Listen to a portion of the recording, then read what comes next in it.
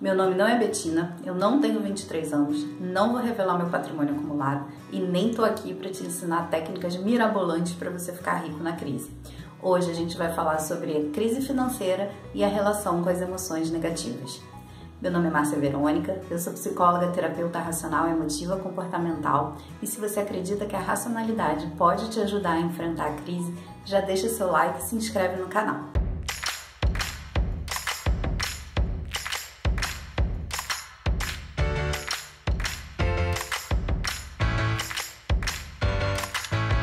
Sabe quando você começa a estudar uma coisa que para você é super importante e aí você quer ler tudo sobre aquilo? Pois é, sou eu com a Trek. Então eu fico catando livro para estudar, para entender. E um livro que eu fiquei quase um ano esperando a disponibilidade dele foi esse daqui.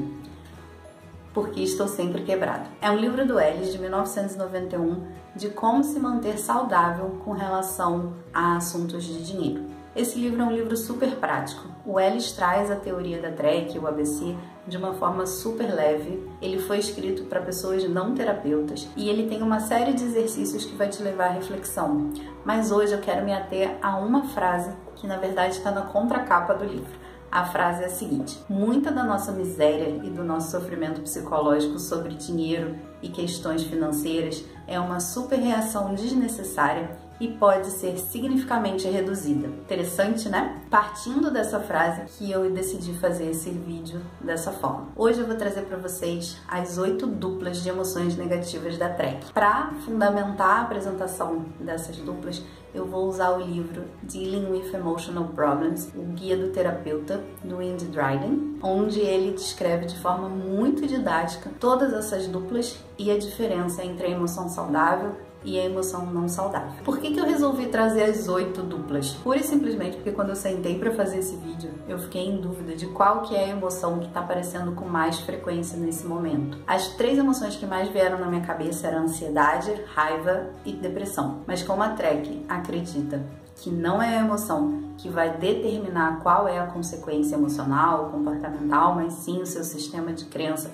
e isso é uma coisa extremamente particular, eu vou trazer então as 8 para ver se você se identifica com alguma delas. Nesse vídeo eu vou falar muito sobre ABC, crenças racionais e irracionais, emoções saudáveis e não saudáveis. Se você ainda não conhece muito bem o que é isso, né, o modelo básico da Trek, eu vou sugerir você assistir o vídeo que eu já falei explicando esse modelo. Hoje eu vou focar bastante na temática das inferências, os pensamentos, aqueles que passam na sua cabeça exatamente no momento que a situação acontece. Por que a gente precisa entender qual que é a temática dos pensamentos? A gente acredita que o conteúdo dos pensamentos ele vai te dar uma pista de qual que é a emoção que você vai estar sentindo, na verdade de qual que é a dupla de emoção. Logo que eu conheci o que a gente chama de modelo binário das emoções dentro da Trek, eu fiquei muito animada com tudo que eu estava aprendendo, mas justamente por ser uma pessoa que eu sempre tive dificuldade de identificar quais eram as emoções que eu estava sentindo, eu pensei e falei, caramba, se eu não estou conseguindo identificar isso em mim, como é que eu vou identificar isso no meu paciente? Então, se eu quero entender e se eu quero atender dentro desse modelo, é importante que eu conheça como que essa dinâmica funciona. E aí eu criei um exercício para mim. O exercício era o seguinte: eu pensava numa situação específica e pensava numa dupla de emoções. E aí eu tentava fazer uma reflexão para entender que tipo de pensamentos poderia estar passando na cabeça de uma pessoa diante daquela situação para chegar numa determinada emoção. E aí eu mantinha a mesma situação e ia tentando mudar os pensamentos. Isso foi me dando cada vez mais a possibilidade de pensar diferente do meu modelo de pensamento e poder entender como que a temática dos pensamentos ela tem grande influência no que a gente de fato sente, no que a gente de fato faz. E aí, para a crise financeira, eu escolhi uma situação específica, quando eu sento para ver o meu planejamento financeiro. Então, essa situação vai ser a mesma situação que a gente vai ter que empregar para as 8 duplas de emoções. Para começar, eu escolhi uma dupla de emoções cujo tema das inferências está relacionado a desempenho, revelação de informações pessoais sem a minha autorização, julgamento e crítica dos outros. Eu estou falando da dupla vergonha-decepção. Possíveis inferências relacionadas a isso. O que os outros vão pensar quando me virem falido? O que eles vão pensar quando virem que eu não soube administrar minha vida financeira? Eles vão pensar pensar que eu não sou bom o suficiente. Por enquanto, a partir das inferências, a gente não pode dizer se ela vai gerar vergonha ou decepção. Por mais que a gente esteja diante de uma crença racional, de que a gente não quer que os outros saibam que a gente não tem um bom planejamento financeiro, mas que pode acontecer alguma coisa que isso venha à tona, que a gente de fato não gostaria de ser julgado, mas pode ser que alguém julgue a gente vai se sentir decepcionado, a gente vai ficar desapontado com a gente mesmo, mas a gente vai ter respostas emocionais saudáveis para lidar com isso. E sim, vai ser uma decepção. A decepção é quando a expectativa é diferente da realidade. Caso eu tenha crenças irracionais de que, em hipótese alguma, as pessoas podem saber que eu não tenho um planejamento financeiro, isso seria terrível se eles descobrissem que eu não sou bom o suficiente. É bem possível que numa situação como a atual, a pessoa vá sentir vergonha. A segunda dupla de emoções tem a ver com descumprimento de valores morais ou quando eu acho que eu vou ferir os sentimentos de alguém.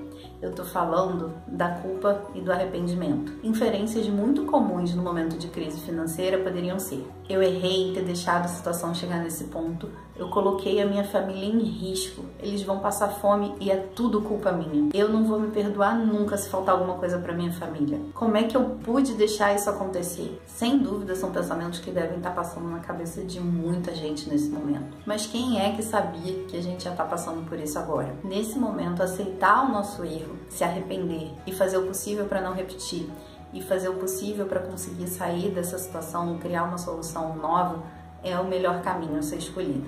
Caso a gente não escolha o caminho da aceitação do nosso erro, a gente vai se culpar por muito e muito tempo. E tudo que a gente não quer nesse momento é que você fique paralisado e não consiga pensar em soluções assertivas para sair desse momento. Um outro tema que deve estar muito frequente é o tema de perda e fracasso. Inferências do tipo: eu fracassei, eu perdi tudo, não vai dar mais para recuperar nada, eu fracassei como pessoa. Pensamentos desse tipo costumam levar à depressão e à tristeza. Diante da situação que a maioria das pessoas está passando, de perda de emprego, diminuição do poder aquisitivo, perda de patrimônio, diminuição de renda, uma série de coisas reais ligadas à questão financeira que estão acontecendo, é adaptativo você se sentir triste, porque a tristeza ela vai te levar à reflexão, vai te levar a fechar um ciclo para poder iniciar um novo ciclo. Já a depressão, você não aceita que isso está acontecendo. Você vai querer ficar entendendo por que isso está acontecendo, o que aconteceu com você, com o mundo, com as pessoas, para estar passando por isso, e você não vai conseguir olhar para frente. Isso vai fazer com que você magnifique cada vez mais a sua percepção de perda, de fracasso e não consiga encontrar soluções para sair desse momento. Outros temas de injustiça, frustração,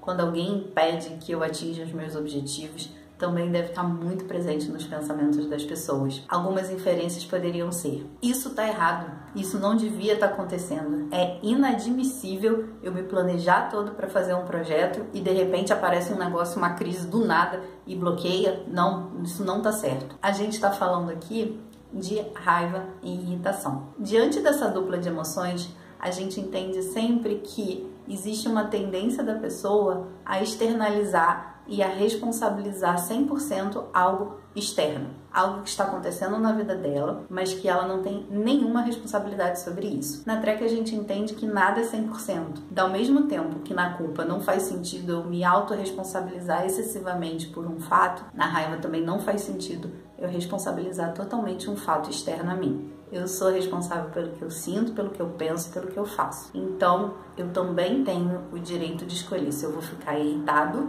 e reconhecer que sim, algo externo a mim está bloqueando e atrapalhando meus planos, mas que isso não significa que eu não possa me reinventar, ou eu posso escolher também ficar com raiva e ficar fazendo um esforço além do necessário para proporcionar mudanças em algo externo a mim, da qual eu não tenho controle nenhum. É sempre uma questão de escolha emocional. Uma outra dupla de emoções que pode aparecer nesse contexto é a dupla de mágoa e decepção. Nessa dupla, a inferência está sempre relacionada à injustiça, algo direcionado a mim, como se eu fosse tratado de uma forma que eu não mereço. Uma inferência possível seria: poxa, mas logo esse ano que eu me organizei todo para fazer isso não tá certo, isso tá errado. Eu pago meus impostos direitinho, eu faço meu planejamento direitinho, eu fiz até o pior cenário. Mais uma vez, a decepção, ela é a solução.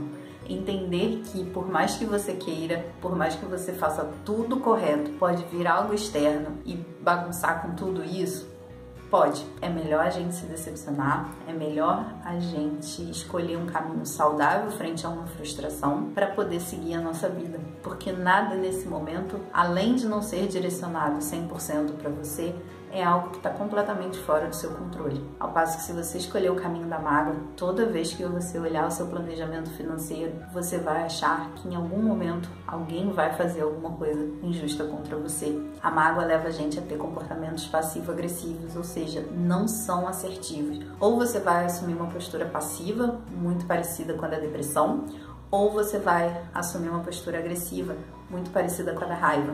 Ou seja, nenhuma das duas vai te ajudar a ter um posicionamento assertivo e entender sim que você está sendo frustrado, mas que isso não significa que você não possa fazer mais nada. As próximas duas duplas são duas duplas que eu vou trazer a fim de exercício, mas como elas estão presentes na literatura, talvez elas possam estar acontecendo com algumas pessoas. A primeira dupla é de ciúme saudável e não saudável. A temática relacionada a essa dupla de emoções, ela gira em torno de uma ameaça de perda de um relacionamento importante. O ciúmes, ele também tem um componente de ansiedade. Então, inferências poderiam ser: será que eu vou ficar sem cliente nenhum depois da crise? E se meus clientes preferirem os meus concorrentes e não a mim? O ciúme saudável, ele vai te ajudar a entender que por mais que as fontes de renda que você tinha antes da crise sejam importantes e te ajudaram muito, elas não são a única. Você pode começar, durante a crise mesmo, a estabelecer novos relacionamentos com outros clientes, outros parceiros, outros empregadores, de forma a que você encerre uma relação prévia e passe para uma nova relação. Vai começar a ter comportamentos disfuncionais que em nada vão te ajudar a resolver o seu problema financeiro. Uma outra dupla de emoção que talvez não esteja muito frequente seja a inveja saudável e a inveja não saudável. A temática dos pensamentos relacionados a essa emoção é quando eu avalio que alguém tem o que eu não tenho e quem merece ter sou eu. Uma inferência possível nessa situação seria: meu serviço, meu produto é muito melhor. Ainda tem gente lucrando na crise, como é que pode um negócio desse? Se eu pego pensamentos desse tipo e cruzo eles com crenças irracionais do tipo: meu concorrente está lucrando só porque ele é oportunista. Eu acho um absurdo ter que ficar tirando dinheiro das pessoas que mal estão tendo dinheiro para se sustentar. Meu serviço, meu produto é muito melhor. Quem devia estar lucrando sou eu. Eu prefiro quebrar, mas pelo menos eu fui honesto. Crenças desse tipo vão levar a pessoa a sentir inveja não saudável, o que também não vai ajudá-la a ter comportamentos assertivos. A inveja saudável, ela também é conhecida como admiração. No momento de crise, onde eu possa estar tendo uma diminuição da minha receita, uma dificuldade de manter o meu negócio, manter as contas da minha família, manter tudo aquilo que eu tinha planejado, a admiração, ela pode te ajudar de que forma? Eu reconheço que o outro tem alguma coisa que eu não tenho, mas eu reconheço que tanto ele quanto eu merecemos ter. Eu passo a admirá-lo, eu passo a entender o que a pessoa tem, que está fazendo, que eu posso fazer também. Mas lembrando, como crença racional, eu preciso entender que ela pode não virar realidade. Eu posso me frustrar. Então, a admiração, eu preciso estar ciente de que por mais que eu siga o passo a passo, por mais que eu faça exatamente o que aquela pessoa que eu admiro está fazendo, pode ser que o meu resultado seja diferente. Por último, eu deixei a dupla que eu acredito que esteja em primeiro lugar na cabeça da maior parte das pessoas, que é a preocupação, a ansiedade. O conteúdo desses pensamentos vai estar sempre relacionado a perigo, ameaça, necessidade de certeza, necessidade de segurança. As inferências, né, os pensamentos, acho que eu nem preciso falar, todo mundo já deve estar sabendo quais que são, mas vamos lá. Isso não pode estar acontecendo. Como é que vai ser viver sem dinheiro? Como é que eu vou sobreviver a essa crise? O que eu vou ter que fazer? E se o banco não me der empréstimo? O que vai acontecer na minha vida? Será que eu vou conseguir passar por isso tudo? São pensamentos de futuro, são pensamentos de e se, são pensamentos catastróficos e que um vai puxando o outro. Diante de pensamentos desse tipo, é importante que a gente entenda que a preocupação, ela vai ajudar. Eu vou me preocupar porque sim, existe uma crise, porque sim, está faltando recurso e porque eu quero fazer o melhor possível para no final dessa crise a minha vida ter sido impactada ao mínimo possível. Ao passo que na ansiedade, eu não admito a possibilidade de algo estar acontecendo me colocando em perigo, me tirando o pouco de certeza que eu já tinha. Não vai te ajudar em nada olhar o seu planejamento e ficar pensando o que vai acontecer, quantos meses mais você vai ter para se planejar, qual que é o teu fôlego financeiro, se você ficar se preocupando excessivamente. É possível que vocês tenham até mais exemplos de ansiedade, porque a gente sabe o quanto que isso está invadindo a cabeça das pessoas. O ponto de todas as duplas de emoção é que a gente não mexeu na situação, a situação é sempre a mesma. Eu olhando o meu planejamento financeiro, mas diante do conteúdo dos pensamentos, da temática das inferências, cada um vai reagir de uma forma diferente. E aí, se identificou com algum? Nos próximos vídeos sobre crise financeira, eu vou dar uma ênfase em raiva, ansiedade e depressão. Pois é, falar de emoções na crise financeira nunca foi tão difícil, porque a gente não sabe de qual emoção que a gente está falando. O primeiro passo é identifique a emoção que você está sentindo e use a temática dos pensamentos como pistas para chegar nessas emoções. Vamos tentar aproveitar esses dias da melhor maneira possível. A gente se vê no próximo vídeo.